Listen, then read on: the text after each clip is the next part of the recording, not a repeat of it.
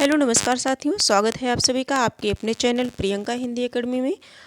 साथियों, हम सभी जो है उत्तर प्रदेश लोक सेवा आयोग ये प्रवक्ता परीक्षा 2017 में जो हुई थी इसे सॉल्व कर रहे हैं। इसके प्रश्न पत्रों को हम सभी देख रहे हैं कि हमारे जो है परीक्षा में प्रश्न किस तरह से बने थे। तो इसमें इस क्रम में जो है हम सभी इसके 2 पार्ट को कर लिया है। 2 पार्ट इसलिए किया है कि प्रश्नों की संख्या जो है 120 है, जैसा कि सभी परिचित है। और 120 प्रश्न में हम लोगों ने पहले भाग में 50 प्रश्नों को देखा है, फिर 50 से लेकर के 80 तक जो है प्रश्नों को हम लोगों ने भाग 2 में देखा है, पार्ट 2 में देखा है। और पार्ट 3 में हम सभी 80 से लेकर के 120 प्रश्नों को 120 तक हम लोग देखेंगे, यानी कि 40 प्रश्नों को हम सभी इसमें इस क्लास में देखने वाले हैं। और मैं बताना चाहूँगी कि ये जो भी प्रश्न हैं हमारी परीक्षा के लिए बहुत ही महत्वपूर्ण प्रश्न हैं। 80 नंबर के प्रश्नों के आगे हम सभी देखेंगे।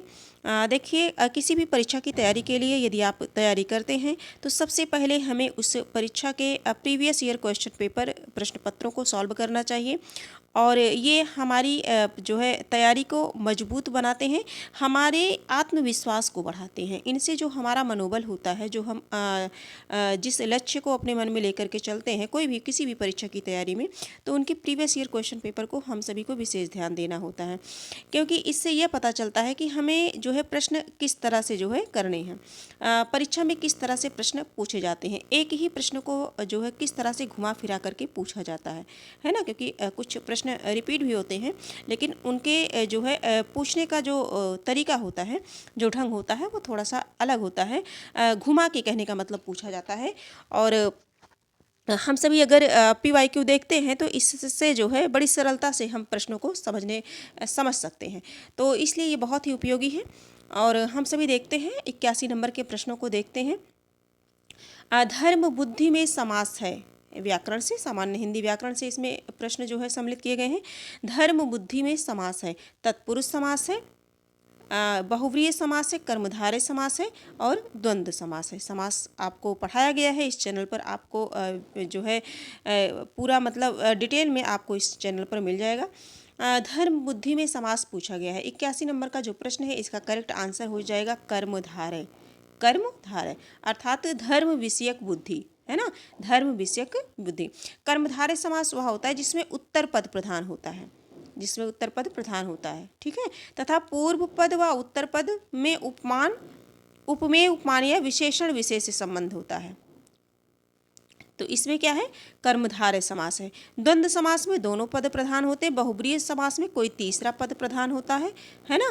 और उत्तर पद प्रधान तत्पुरुषा, तत्पुरुष समास में उत्तर पद यानी कि जो दूसरा होता है वो प्रधान होता है।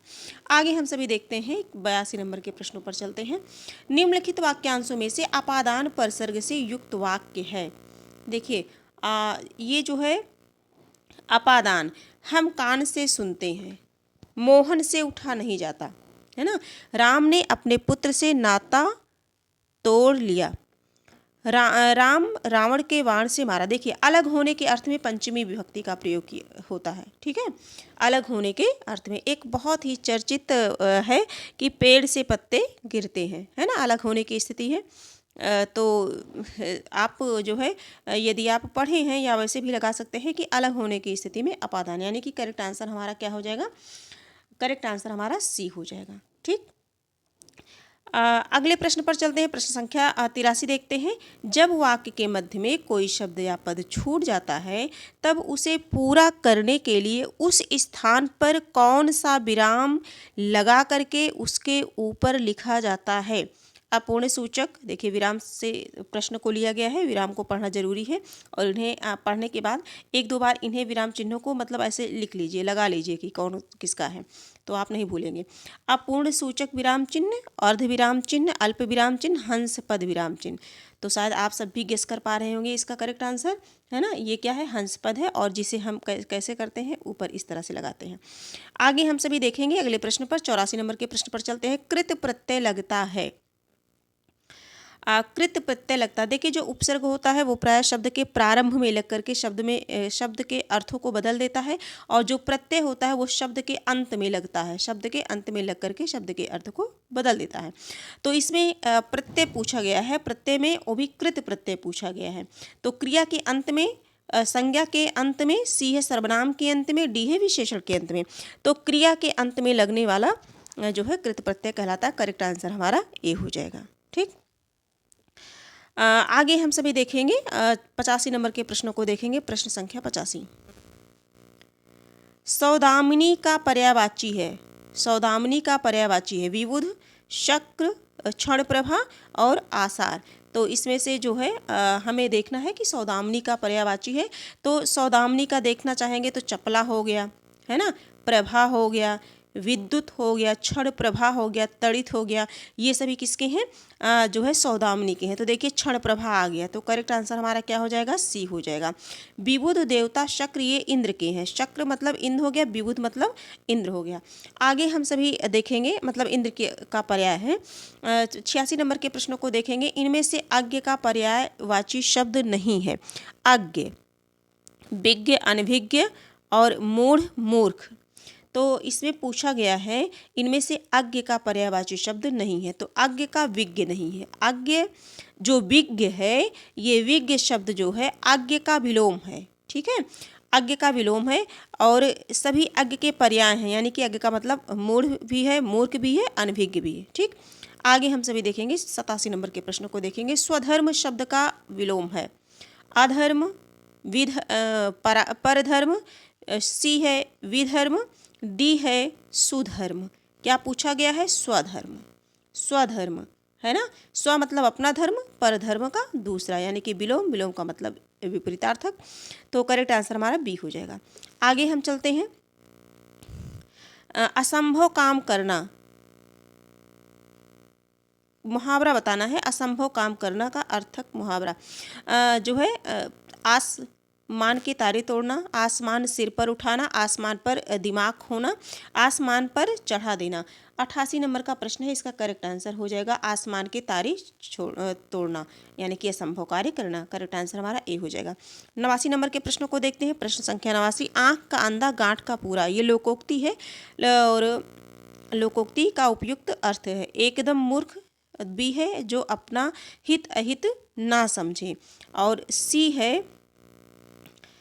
मूर्ख किंतु धनी। देखिए आंसर भी दिख गया, लेकिन कोई नहीं, बिना विचारे धन खर्च करने वाला, है ना। तो इसका करेक्ट आंसर क्या हो जाएगा, सी हो जाएगा, मूर्ख किंतु धनी, आँख का अंधा गांठ का पूरा, ये लोकोक्ति है। इसका अर्थ हो जाएगा मूर्ख किंतु धनी। 8 8 आंसू रोना, यानी कि बुरी तरह पछताना। ठीक है, इस तरह से हो जाएगा। आगे हम सभी देखेंगे, अगला देखेंगे 90 नंबर का प्रश्न है। इनमें से अशुद्ध वाक्य है कल, आज और कल अवकाश रहेगा, आज मौसम अच्छा है, अब परीक्षा होने वाली, मैंने पत्र भेज दिया। तो इसमें अशुद्ध की पहचान करनी है, तो ये बिल्कुल यही सही है, क्योंकि यही अशुद्ध है। करेक्ट आंसर ये हो जाएगा। 91 नंबर के प्रश्नों को देखेंगे। इनमें से कौन सा शब्द सदैव बहुवचन में प्रयुक्त होता है। तो आपको मैं बताना चाहूँगी, जैसे प्राण हो गया, है ना, दर्शन हो गया, प्राण हो गया, दर्शन हो गया, और ओठ हो गया, आंसू हो गया, अक्षत हो गया, ये सभी क्या होते हैं, बहुवचन में हमेशा प्रयोग किए जाते हैं। लोग से तो जान ही लेंगे आप कि लोग में बहुत सारे लोग होते हैं, एक दो लोग नहीं, लेकिन प्राण हो गया, दर्शन हो गया, आंसू हो गया, अक्षत, ये सभी जो है बहुवचन में प्रायः प्रयोग होते हैं। विशाल भारत पत्र के प्रथम संपादक थे, चारों ऑप्शन में से बताना है। 92 नंबर का प्रश्न है, विशाल भारत, तो इसके थे, विशाल भारत जो पत्र था, इसके प्रथम संपादक थे पंडित बनारसीदास चतुर्वेदी। करेक्ट आंसर हमारा डी हो जाएगा। क्या होगा, डी हो जाएगा। अगला देखते हैं हम, अगले प्रश्न पर चलते हैं। प्रश्न संख्या जो है 93 देखेंगे। इंग्लैंड से प्रकाशित होने वाला पत्र है हिंदुस्तान, भारत मित्र, सदादर्श और देश हितैषी। तो 93 नंबर का जो प्रश्न है, इसका करेक्ट आंसर हो जाएगा ए, हिंदुस्तान। क्या है, हिंदुस्तान। ठीक है, और आगे देखेंगे हम, ये 1886 ईस्वी में राजा राम राजा रामपाल सिंह इंग्लैंड में हिंदुस्तान नामक समाचार पत्र को अंग्रेजी में प्रकाशित करवाते थे। किस में कराते थे? इंग्लैंड में अंग्रेजी में कराते थे। और लेकिन ये कुछ समय बाद इसे जो है प्रतापगढ़ यानी कि जो यूपी में है, यूपी के काला काकर राजभवन से हिंदी व अंग्रेजी दोनों संस्करणों में दैनिक रूप से ये प्रकाशित होने लगा। इतनी जानकारी जरूरी है। आगे हम सभी देखेंगे 94 नंबर के प्रश्नों को देखेंगे। आनंद कादम्बनी, ये तो बहुत ही चर्चित है ना। कहाँ से प्रकाशित होती थी आनंद कादम्बनी? जो है 94 नंबर का है, तो ये मिर्जापुर से। करेक्ट आंसर इसका डी हो जाएगा। आनंद ये बद्री नारायण चौधरी प्रेमघन की थी, है ना। और ये जो मासिक पत्रिका आनंद कादम्बनी का संपादन इन्होंने किया था। आगे हम सभी देखेंगे कब किया था? 1881 ईस्वी में मिर्जापुर से हुआ था। ठीक है। अगला हम देखेंगे 95 नंबर के प्रश्नों को देखेंगे। प्रसिद्ध समीक्षक रमेश कुंतल मेघ को उनकी किस कृति के लिए वर्ष 2017 का साहित्य अकादमी पुरस्कार दिया गया? चारों ऑप्शन है और ये बहुत ही चर्चित है, सबको रटा हुआ होना चाहिए। विश्व मिथक सरित सागर, है ना। करेक्ट आंसर हमारा क्या हो जाएगा? डी हो जाएगा। आगे देखेंगे 96 नंबर के प्रश्नों को देखेंगे। प्रश्न संख्या 96, कविता करके तुलसी नल से कविता लसीपा तुलसी की कला, तुलसीदास जी के लिए यह प्रशस्ति वचन इनमें से किसका है? तो ये हरिहौद जी का है। किसका है? हरिहौद जी का है। करेक्ट आंसर हमारा क्या हो जाएगा? ए हो जाएगा। कभी कभी पूछ लिया जाता है हरिहौद का पूरा नाम। इतना सरल प्रश्न वैसे आने की उम्मीद नहीं है, लेकिन कभी एक दो प्रश्न बहुत ईजी कर दिए जाते हैं कि हरिहौद का पूरा नाम क्या है, तो अयोध्या सिंह उपाध्याय हरिहौद। साथ साथ ये जो छोटी मोटी चीज़ें हैं इन्हें ऐसे निपटाते चलेंगे। आगे हम सभी देखेंगे, वाह ये PDF कैसी है। भारतीय नाट्यशास्त्र की दृष्टि से नाटक का मुख्य उद्देश्य है। 97 नंबर का प्रश्न है, तो जो है इसका हो जाएगा रसास्वादन। भारतीय नाट्यशास्त्र की दृष्टि से नाटक का मुख्य उद्देश्य क्या हो जाएगा? रसास्वादन हो जाएगा। क्या हो जाएगा? रसास्वादन हो जाएगा।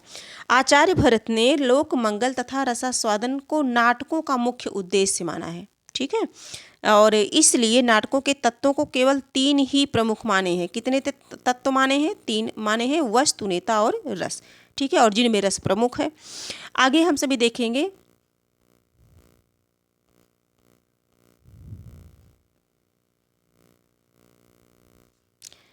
अगला देखेंगे 102।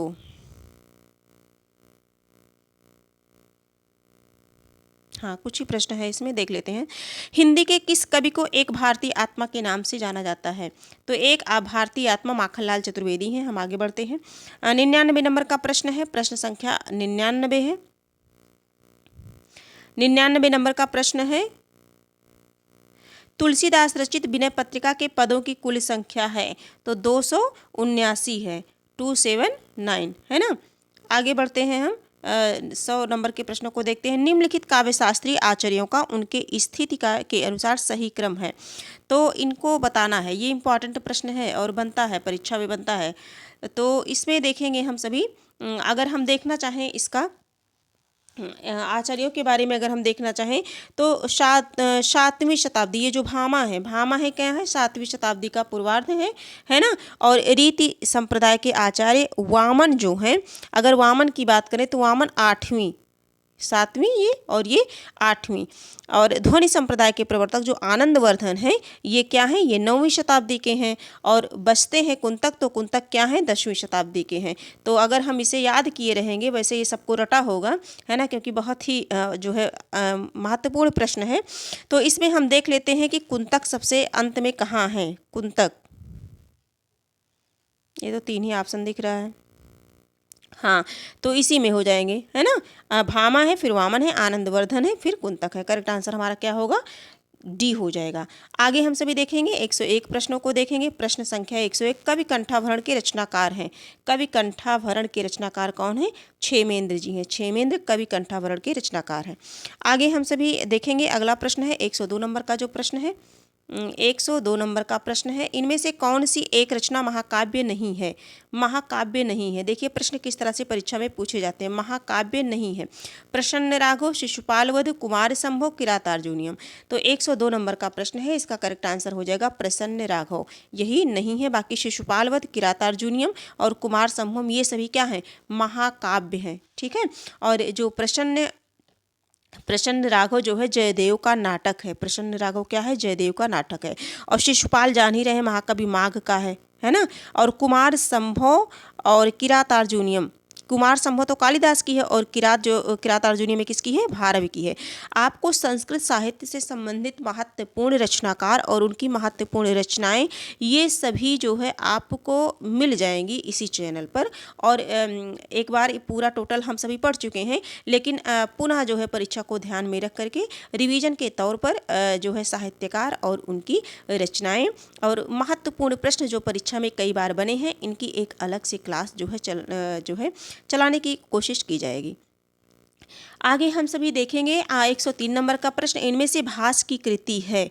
चारों ऑप्शन है भास की कृति है। महाकवि भास, भास के जैसे कि 13 नाटक हैं और महाकवि भास को लेकर के केवल एक क्लास चलाई गई है, मतलब भास ही है उसमें, उनके 13 नाटकों का उल्लेख किया गया है उसमें।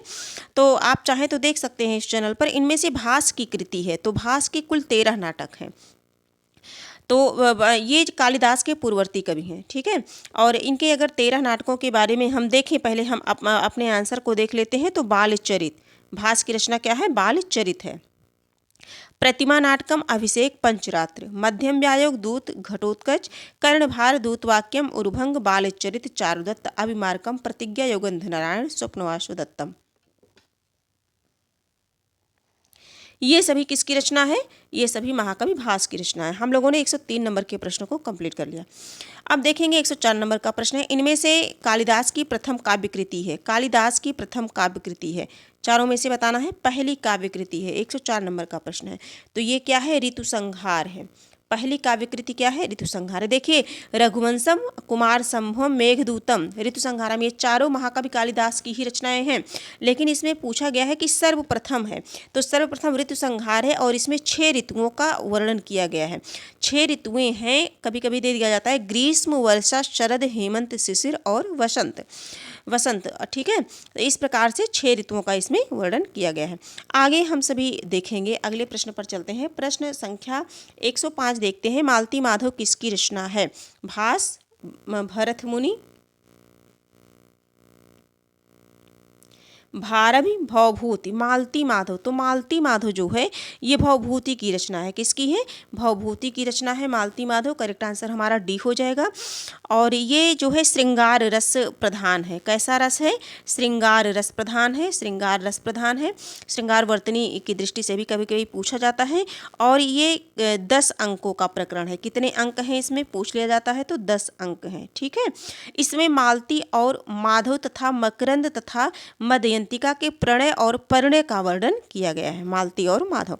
आगे हम सभी बढ़ते हैं अपने प्रश्नों पर। 106 नंबर का प्रश्न है, काव्य शोभाकारान धर्मान अलंकारान प्रचक्षते, है ना। अलंकार की यह परिभाषा किस आचार्य की है? यानी कि काव्य के शोभाकारक धर्म का नाम ही क्या है? अलंकार है।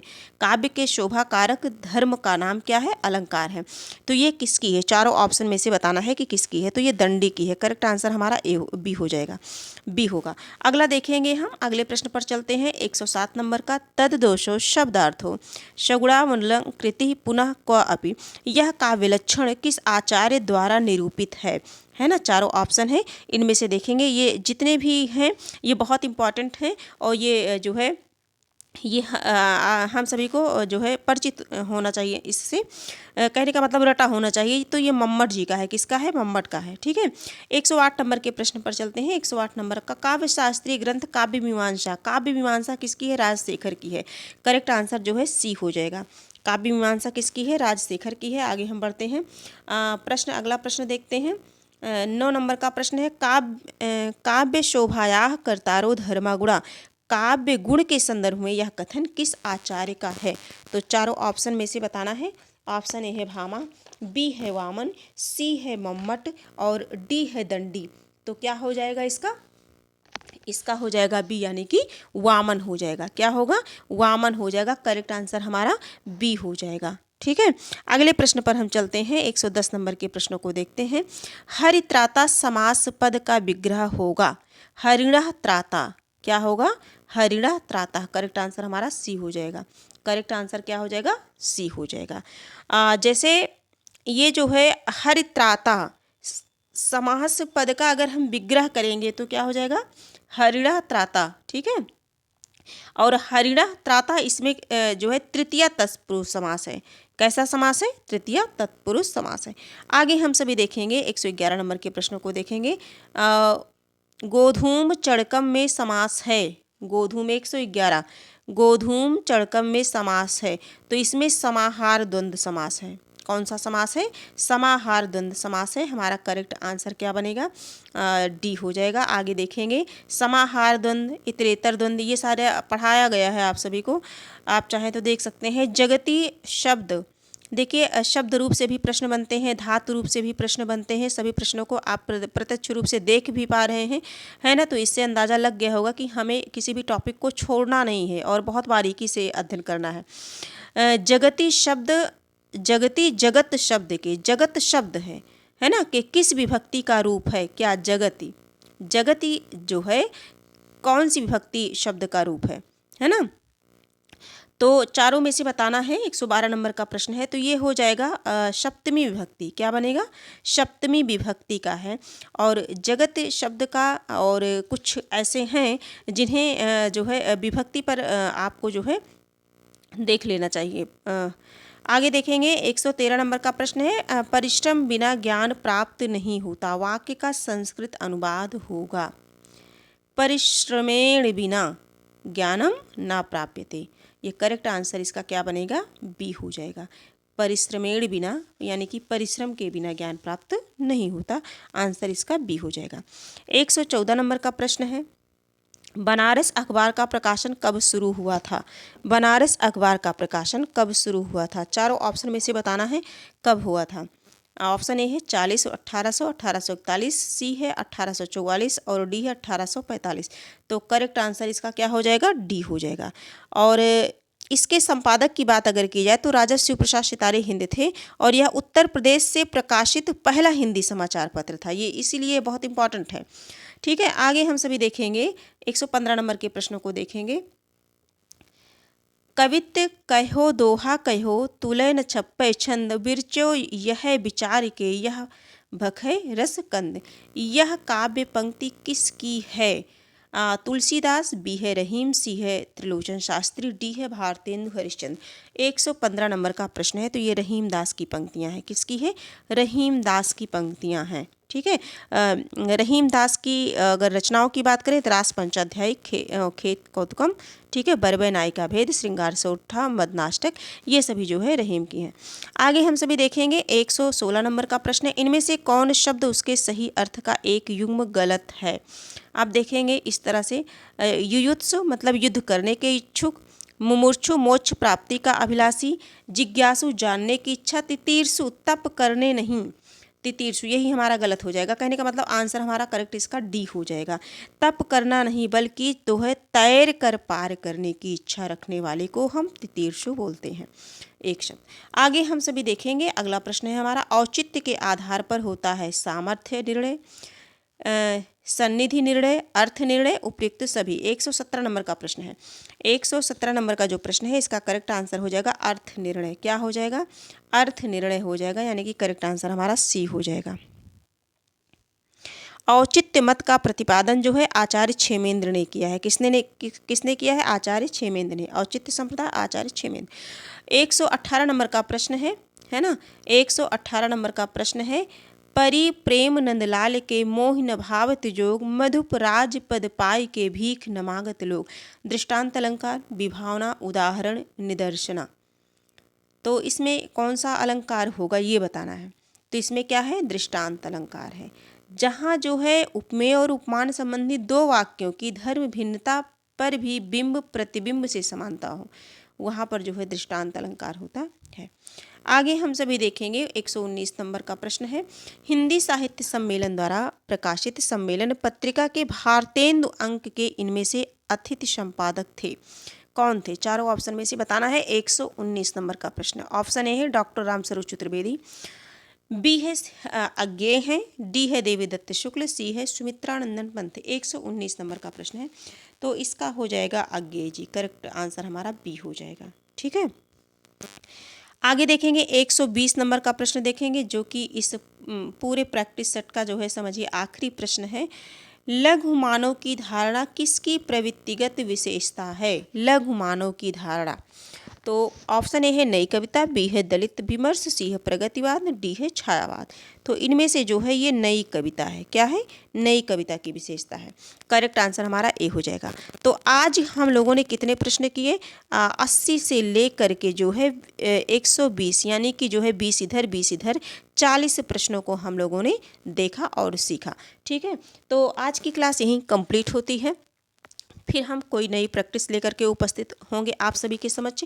और ये सीखने सिखाने की प्रक्रिया में प्रतिदिन हम सभी जो है कुछ ना कुछ अवश्य सीखेंगे और अपनी तैयारी को जो है बेहतर बनाने की कोशिश में लगे रहेंगे। और बाकी आपके जो भी जो है स्वयं के बनाए हुए नोट्स हैं, जो भी आप जो है पढ़ाई जिस तरह से करते हैं आप करते रहिए।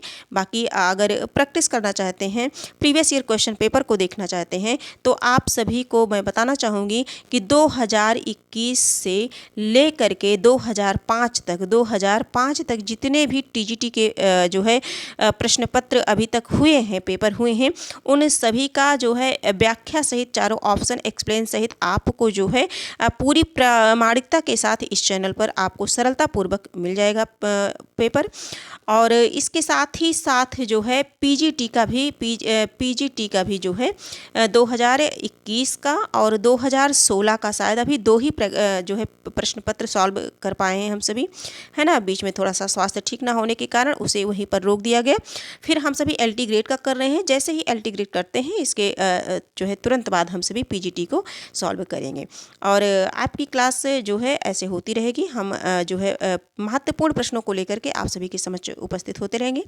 आज की क्लास यहीं तक है, हम जो है फिर मिलेंगे। हाँ, ये क्लास यदि आप सभी को उपयोगी लगी हो तो आप जो है इसे लाइक, सब्सक्राइब और अपने कुछ मित्रों तक शेयर कर दीजिए। और यदि आपकी जो है कोई आंतरिक इच्छा हो कि जैसे किस टॉपिक पर जो है विशेष ध्यान देना चाहिए, कौन सा टॉपिक ऐसा है जो हम सभी का वीक है, अगर यदि आप इस हिसाब से करना चाहते हैं तो उसके मूल तथ्य को भी जो है लाया जाएगा और उनसे संबंधित प्रश्नोत्तरी भी कराई जाएगी। बाकी आप सभी स्वस्थ रहिए, मस्त रहिए, खुश रहिए, अपनी तैयारी में जो है लगे रहिए। आज की क्लास यहीं तक है, फिर मिलेंगे, तब तक के लिए धन्यवाद।